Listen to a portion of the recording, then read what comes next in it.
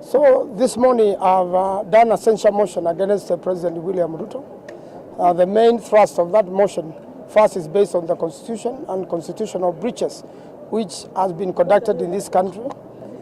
Mostly is a requirement under our standing orders 101, subsection 1, whereby if you want to discuss the conduct of the president or deputy president or a judge or any state officer, then you've got to approach the Senate through that standing order and then go on to cite the constitutional provisions.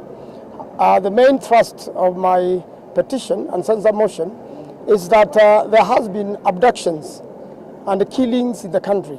The president is the chairperson of security committee in the country and therefore must know and is briefed on every single security detail of the country. Up to now, there are still missing Kenyans following demonstrations.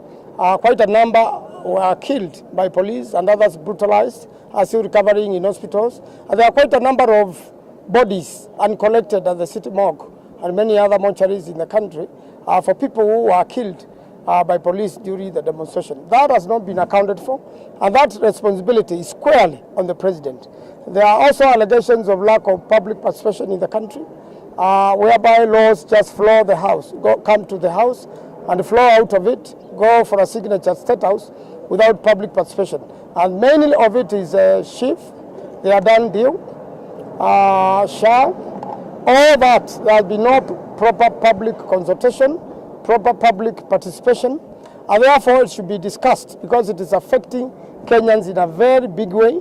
It is changing the lives of Kenyans, and there is a need for Senate to discuss that particular matter and show its displeasure about it so that those laws can be rectified, while the same, I'm aware, are also there are court applications to deal with the same.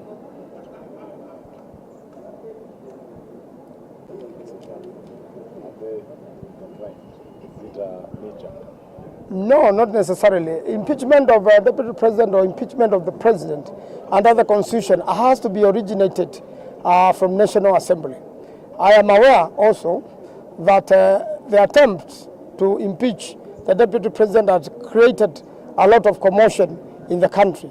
And similarly, a lot of Kenyans have expressed that if you're going to impeach the deputy president, then impeach the president too, popularly known as Kufa Ndereva Kufa Makanga. And therefore, I believe quite a number of members of parliament also who are displeased with these moves and who have enough grounds to impeach the president are also going to move a motion to impeach the president.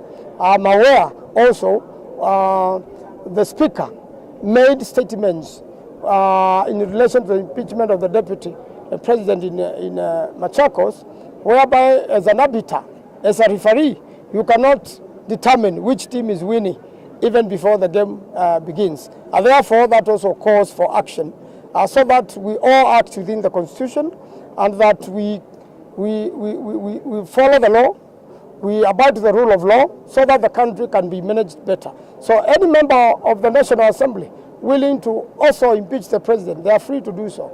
I want to assure Kenyans, I have heard about the petition.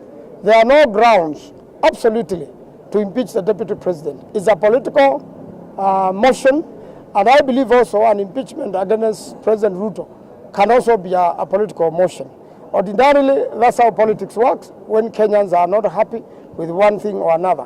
Right now, Kenyans are very unhappy with the abductions, and there is a need for there to be a national conversation on the same. Kenyans have to be safe in this country. The president has to disclose who are these abductors, where do they take people, how many people have been killed by the abductors, now that he promised very well that he will never mistreat his deputy, and also promised that there are not going to be bodies at the River Yala.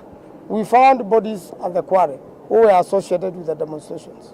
So, finally, I think, it's not finally, in the event, everyone is expecting that. We'll go on to discuss the conduct of the president, and those willing to impeach the president will still go on. Perhaps with regards to DP Gachagua. In relation to DP Gachagua, if they withdraw the motion, that is upon them. We still are saying there are no grounds to impeach Gachagua, and we are saying there are many grounds to impeach the president. Even as the numbers in the National Assembly so far with 300 MPs having signed the impeachment motion, maybe if you have private information on how many senators would will to support or not support the motion, if at all it says from the National Assembly. You know, once the motion leaves National Assembly in whatever status it goes to the Senate. If the Senate doesn't approve it, then it collapses. The Senate is much more mature and more reasonable.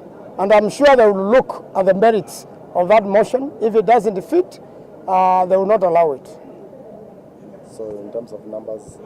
You won't know the numbers. Even that idea of saying over 300 MPs have signed the motion, I largely believe it is a lie. I was in the National Assembly. It is very difficult to get 2/3 in the National Assembly. We attempted many times, all parties combined, in an effort to amend the Constitution by the provisions of the National Assembly, a motion which was moved by a bill which was moved by the Honorable Kaluma. It was very popular, but it failed. So it is very difficult to get 2/3 in the House.